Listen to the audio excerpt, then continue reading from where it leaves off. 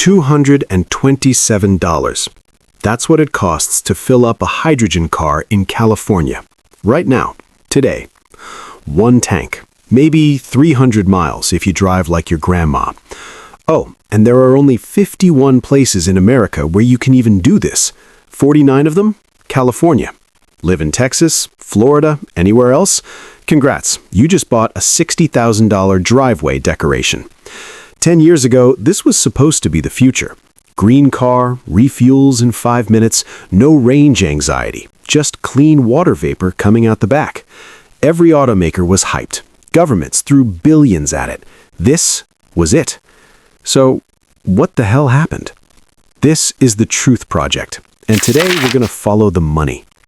Look, to understand why hydrogen failed, you got to understand why it made perfect sense. It's 2008, the auto industry is freaking out. Oil's not going to last forever, climate change is real, and everyone knows gas cars are basically on life support. But batteries back then, absolute trash. A Tesla Roadster costs $109,000, takes 8 hours to charge, goes 240 miles if you baby it. So the industry goes looking for a shortcut, and hydrogen looks perfect. 5-minute fill-up just like gas. Keep the stations, keep the supply chains, don't rebuild the entire electrical grid.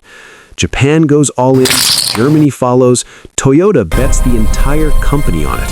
Billions get spent. The tech works. The science is real. There's just one tiny problem. The math is completely insane. 2014, hydrogen cars finally hit the market. The pitch is flawless. 5-minute refuel, 300 miles of range, 0 emissions.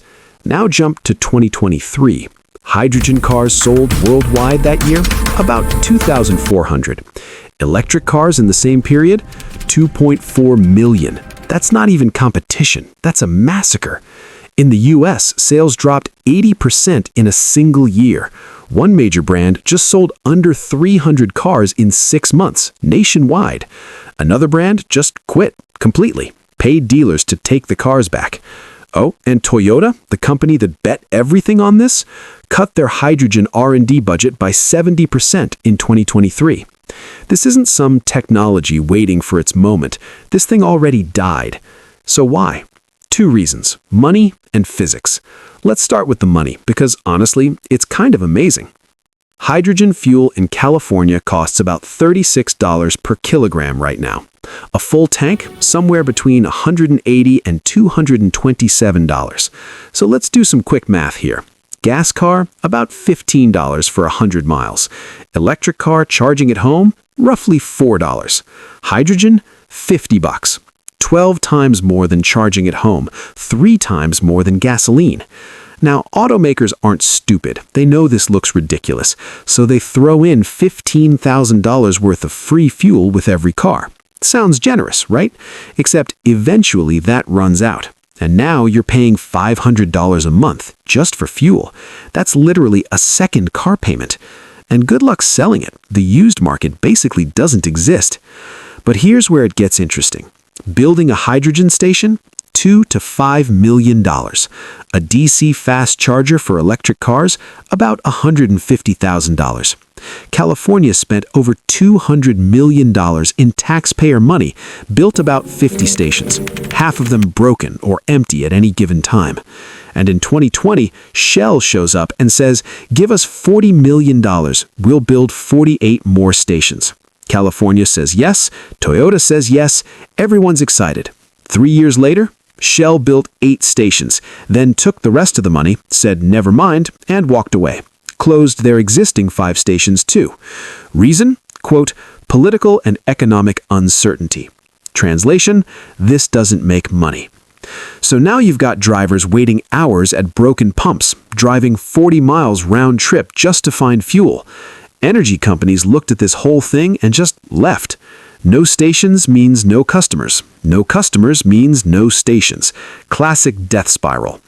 But even if the infrastructure worked, the physics don't. Okay, this part actually matters. Stay with me. Every time energy changes form, you lose some.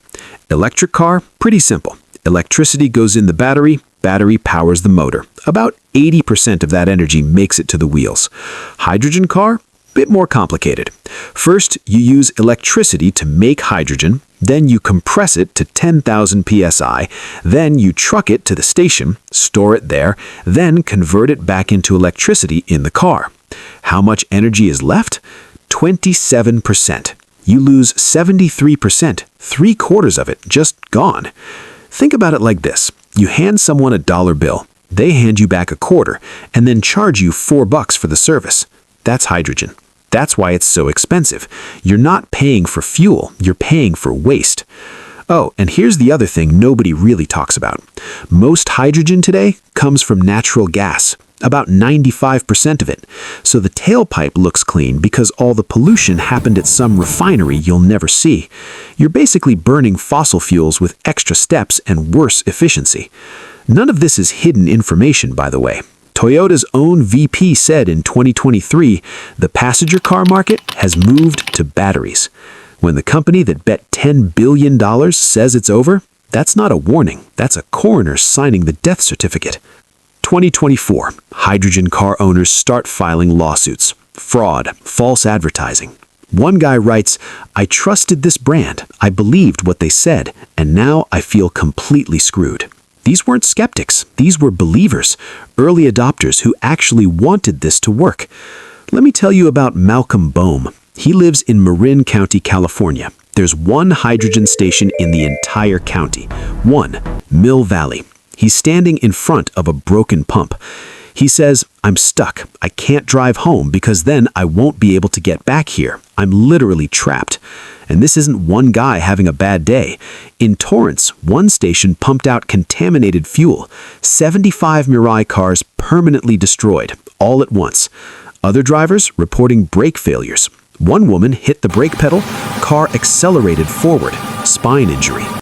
Some say they floor the gas pedal and nothing. Then, a few seconds later, sudden acceleration.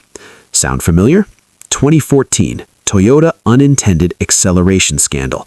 $1.2 billion fine. Settlement with the Department of Justice. Toyota promised, "We'll report all safety defects immediately." 2025, here we are again. There's this guy, Zachary Sherry. He bought a Mirai in 2021. Paid cash. One day he's about to fill up, and he sees something weird. There's a label. Do not fuel after 2036.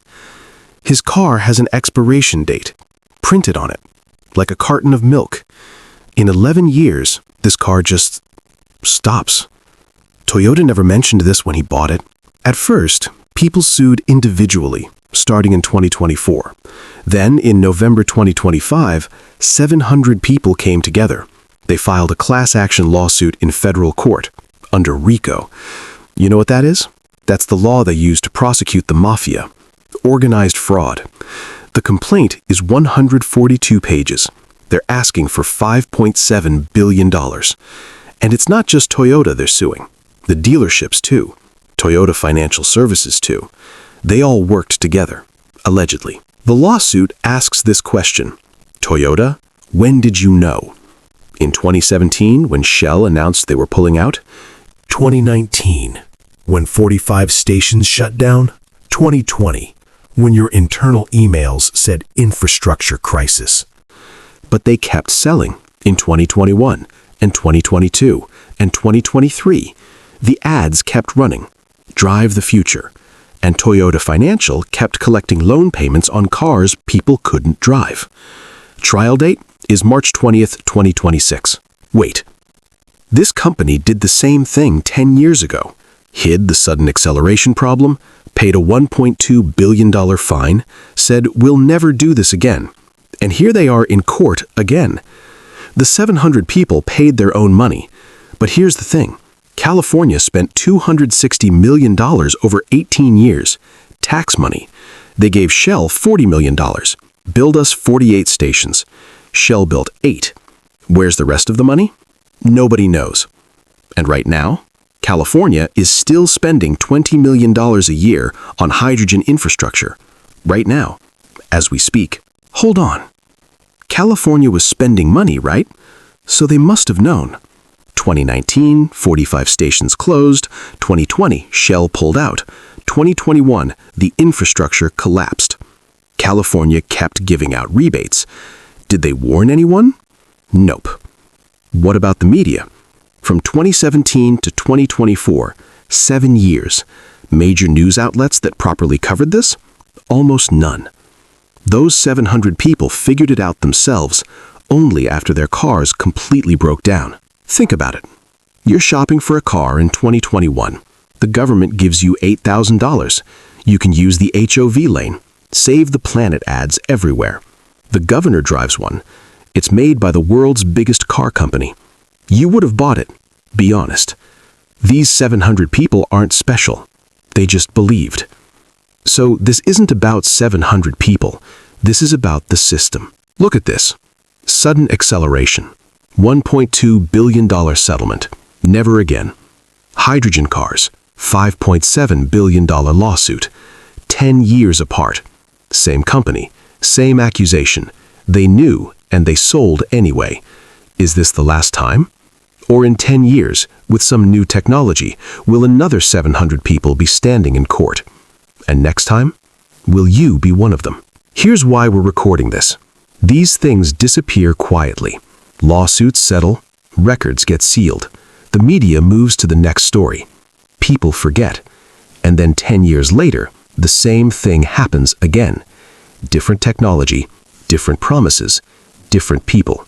We want to break that cycle. By recording, by asking questions, by not forgetting. Toyota called this car Mirai. It means future in Japanese. The future of those 700 people will be decided on March 20th, 2026. But we need to ask, who's next? What's next?